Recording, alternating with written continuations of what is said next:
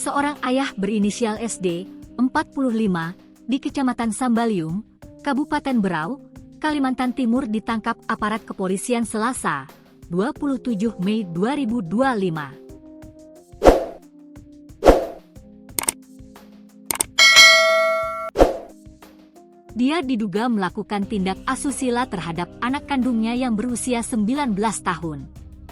Perlakuan tak mengenakan tersebut dilakukan selama lebih dari 1 dekade, sejak sang anak masih berusia 8 tahun. Kepada penyidik, korban mengaku tindak asusila itu dimulai saat ia duduk di bangku kelas 2 sekolah dasar. Seiring waktu, nafsu tersangka semakin brutal kala melihat putrinya beranjak remaja. Awalnya hanya berupa perabaan.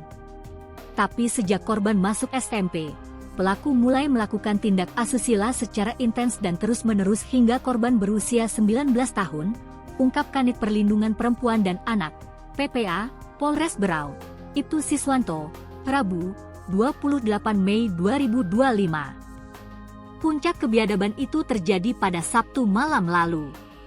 Rumah dalam keadaan sepi. Saat itu, ibu korban tengah berada di dalam kamar. Sang ibu tak sadar bahwa di ruang lainnya, anaknya kembali menjadi korban tindak asusila suaminya sendiri. Dalam beberapa kejadian, ibu korban tidak mengetahui karena sedang berada di kamar. Aksi ini sudah berlangsung lebih dari 10 kali, kata Siswanto. Bertahun-tahun korban ini memilih bungkam. Luka dan trauma ia simpan sendiri, hingga akhirnya keberanian menggerakkan hatinya untuk bercerita, meskipun ketakutan kepada ayahnya kerap membayangi.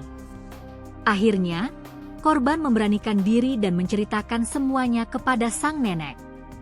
Nenek korban langsung melaporkan kasus itu ke polisi. Dengan sigap, penyidik langsung bergerak menjemput tersangka di rumahnya. Setelah dilakukan visum dan gelar perkara, kami langsung mengamankan tersangka.